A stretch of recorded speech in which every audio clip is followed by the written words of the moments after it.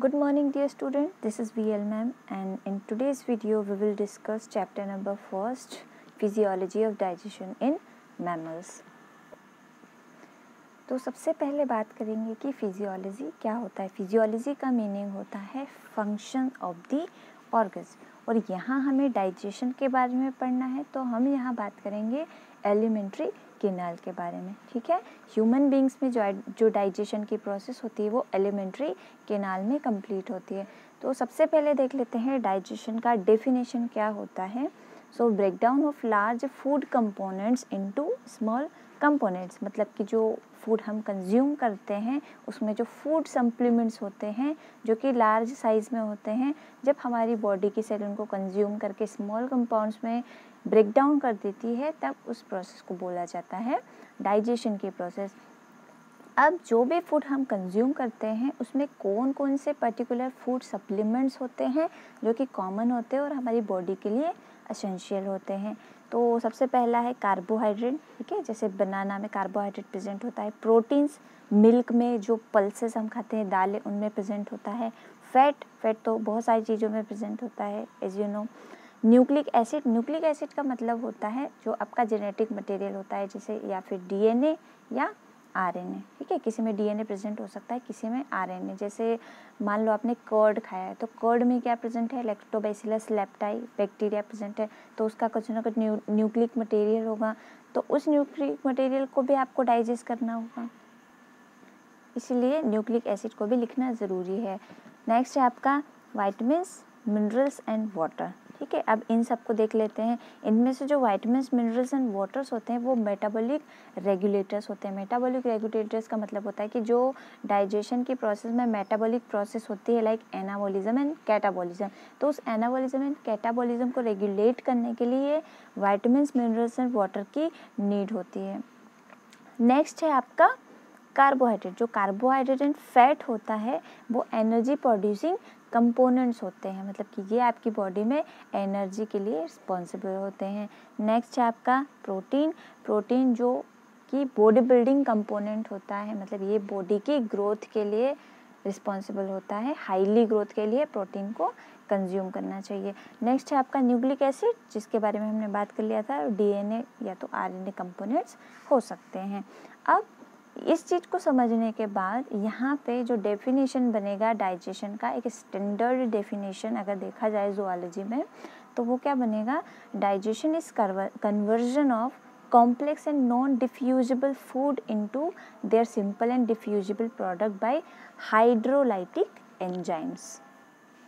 Same thing is here, मतलब क्या कि जो फूड सप्लीमेंट्स है उनका जो कॉम्प्लेक्स एंड नॉन डिफ्यूजिबल, अब नॉन डिफ्यूजिबल का मतलब क्या, नॉन डिफ्यूजिबल का मतलब होता है कि अगर आपका फूड सप्लीमेंट कॉम्प्लेक्स फॉर्म में है, अगर वो उसके सिंपलर फॉर्म में ब्रेक डाउन नहीं हुआ है तो वो ब्लड में डिज़ोल्व नहीं होगा, और अगर ब्लड में डिज़ोल्व नहीं होगा तो वो ब्लड के साथ फ्लो नहीं कर पाएगा और किसी पर्टिकुलर ऑर्गन जहाँ पर उसकी नीड है उस पर्टिकुलर फूड सप्लीमेंट की, वहाँ तक नहीं पहुँच पाएगा।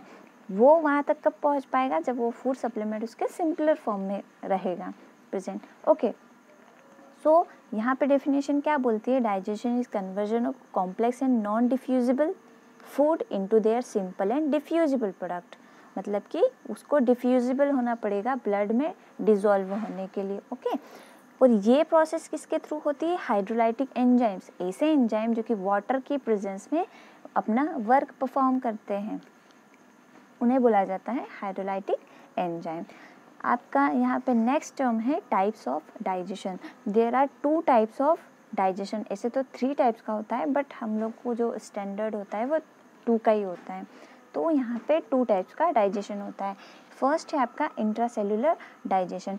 इंट्रासेल्युलर जैसे कि नेम से ही आप इसको नो कर सकते हैं, पता कर सकते हैं। इंट्रा मीन्स जो कि अंदर होता है। ठीक है, तो इंट्रासेल्युलर डाइजेशन कहाँ होता है, विद इन द सेल के अंदर। यहाँ पे एग्जाम्पल के तौर पे लिखा हुआ है पोरीफेरा एंड प्रोटोजोआ। जो Porifera and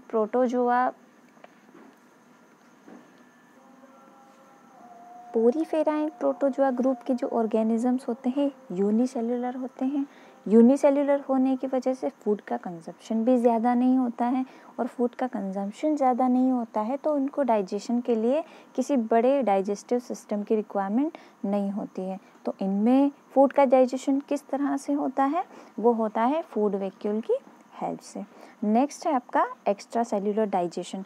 extra cellular digestion जैसे कि नेम से डिनोटेड है, एक्स्ट्रा सेल्यूलर का मतलब होता है आउटसाइड। ओके, तो यहाँ पे जो डाइजेशन होगा वो कहाँ होगा, आउटसाइड द सेल। अब आउटसाइड द सेल डाइजेशन हो रहा है मतलब कि आपको एक बड़े सिस्टम की रिक्वायरमेंट है, क्योंकि ये बहुत ज़्यादा multi cellular, maximum multi cellular organisms में होता है। तो मल्टी सेल्यूलर ऑर्गेनिज्म में फूड का कंजम्पशन भी ज़्यादा होता है। फूड के कंजम्पशन के लिए एक बड़े डाइजेस्टिव सिस्टम की नीड होती है। तो ये जो प्लेटीहेल्मिन्थ ग्रुप से लगा के जो मैमल्स का ग्रुप है, उन सभी में इन बिटवीन जितने भी ऑर्गेनिजम्स प्रेजेंट है, सभी में जो डाइजेशन होता है वो एलिमेंट्री कैनाल में होता है। ठीक है, एक थर्ड टाइप का डाइजेशन सिस्टम जो होता है वो मिक्स्ड डाइजेस्टिव सिस्टम होता है, मतलब कि उसमें इंट्रासेल्युलर भी होगा और एक्स्ट्रा सेल्युलर डाइजेशन भी होगा। जो सिलेंट्रेटा वाला ग्रुप होता है उनमें नॉर्मली मिक्स्ड वाला डाइजेशन सिस्टम देखा जाता है। Okay, now we will come to the next important part of the chapter, mechanism of digestion in mammals। यहाँ पे हमको क्या पढ़ना है कि मैमल्स में डाइजेशन की प्रोसेस इन्होंने बता दिया कि आपको मैमल्स में बताना है। ठीक है, मतलब कि हमको किस में पढ़ना है डाइजेशन, एलिमेंट्री कैनाल में। ठीक है, तो इसमें सबसे पहले जो प्रोसेस होती है वो होती है माउथ कैविटी में। सबसे पहले हमको स्टार्ट करना है माउथ कैविटी से, क्योंकि जब भी फूड कंज्यूम करते हैं सबसे पहले उसको माउथ से ही स्टार्ट करते हैं। ठीक है, तो अब माउथ कैविटी में टू टाइप का डाइजेशन होता है, एक होता है फिजिकल डाइजेशन और एक होता है केमिकल डाइजेशन। अब फिजिकल डाइजेशन किन के थ्रू होता है, वो होता है आपके टीथ और आपकी टंग की हेल्प से। टीथ और टंग क्या करते हैं फूड के साथ, उसका मेस्टिकेशन करते हैं। मेस्टिकेशन का मीनिंग होता है कि जो आपने फूड बाइट लिया है उसको स्मॉल स्मॉल पार्टिकल में कन्वर्ट करना और उसके अंदर सलाइवा को मिक्स करना, ये प्रोसेस होती है mastication. The next digestion is chemical digestion. Physical digestion completed, chemical digestion.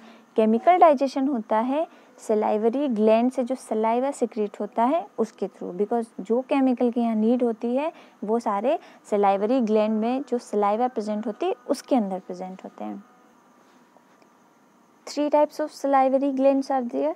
Number 1, parotid salivary gland. Number 2, submaxillary salivary gland. Number 3, sublingual salivary gland। तो एक एक करके इनको देखते हैं। जो पैरोटिड सलाइवरी ग्लैंड होती है वो कहाँ प्रेजेंट होती है, वो होती है नियर द ईयर, ईयर के पास प्रेजेंट होती है। नॉर्मली बच्चों में जो मम्स वाली डिसीज़ होती है, MUMPS, मम्स जो डिसीज़ होती है वो इसी पैरोटिड में किसी डिफेक्ट की वजह से होती है, उसमें स्वेलोइंग हो जाती है। ओके, नेक्स्ट है आपका सब मैक्सिलरी। सब मैक्सिलरी का मतलब होता है जो आपका अपर जो होता है जहाँ पे ऊपर वाले टीथ कनेक्ट होते हैं, और जो आपका लोअर जो होता है जहाँ पे लोअर पार्ट वाले टीथ कनेक्ट होते हैं। ठीक है, तो उन दोनों के बीच का जो पोर्शन होता है, ठीक है, जैसे अपर जो एंड लोअर जो, इन दोनों के बीच का जो पार्ट होता है वहाँ पे ये सब मैक्सिलरी सलाइवरी ग्लैंड प्रेजेंट होती है। थर्ड है आपकी सबलिंगुअल। लिंगुअल का मतलब होता है आपका टंग। ठीक है, अब टंग के नीचे की तरफ जो सलाइवरी ग्लैंड प्रेजेंट होती हैं उसको बोलते हैं सबलिंगुअल सलाइवरी ग्लैंड। ओके, जो अगर बात करें रैबिट के केस में, तो रैबिट के केस में 4 सलाइवरी ग्लैंड्स होती है, पैरोटिड, सब मैक्सिलरी, सबलिंगुअल एंड जाइगोमेटिक। ठीक है, रैबिट पे 4 सलाइवरी ग्लैंड्स होती है, बट अगर ह्यूमन बीइंग की बात करें तो ह्यूमन बीइंग में 3 सलाइवरी ग्लैंड्स प्रेजेंट होती है, पैरोटिड, सब मैक्सिलरी एंड सबलिंगुअल। अब सलाइवरी ग्लैंड का वर्क होता है सलाइवा को सिक्रीट करना। तो सबसे पहले सलाइवा का कंपोजिशन देख लेते हैं कि सलाइवा में क्या क्या प्रेजेंट होता है। The pH of the saliva is 6.8, it is slightly acidic. ठीक है, ये कैसा होता है, स्लाइटली एसिडिक। इसमें वाटर कंटेंट होता है 99.5%। जो इनऑर्गेनिक सब्सटेंस होते हैं like sodium ion, chlorine ion, potassium ion and कार्बनिक आयन, ये होते हैं 5%। नेक्स्ट इम्पोर्टेंट ऑर्गेनिक कंपोनेंट्स है ना, हमको इस चीज़ का मेनली काम है। तो ऑर्गेनिक कंपोनेंट्स कौन कौन से होते हैं, सलाइवरी एमाइलेज जिसको टाइलिन बोलते हैं, लाइसोजाइम, थायोसाइनेट एंड म्यूकस। अब इसमें सबसे इम्पोर्टेंट काम होता है टाइलिन का या फिर सलाइवरी एमाइलेज का। क्या इम्पोर्टेंट काम होता है? ये स्टार्च को माल्टोज में कन्वर्ट करता है, आगे देखेंगे। लाइसोजाइम जो कि एंटीबैक्टीरियल होता है, अगर आपके फूड में कोई बैक्टीरिया प्रेजेंट है तो उसको किल करने का काम किसका होता है? लाइसोजाइम का। थायोसाइनेट ये भी एंटी माइक्रोबियल होता है, अगर कोई माइक्रोब आपके फूड में प्रेजेंट है तो उसको किल करने का वर्क होता है थायोसाइनेट का। और म्यूकस, म्यूकस क्या प्रोवाइड करता है? ल्यूब्रिकेशन प्रोवाइड करता है, ठीक है, जिससे कि सारी प्रोसेस आपकी इजीली कंप्लीट हो सके, ठीक है।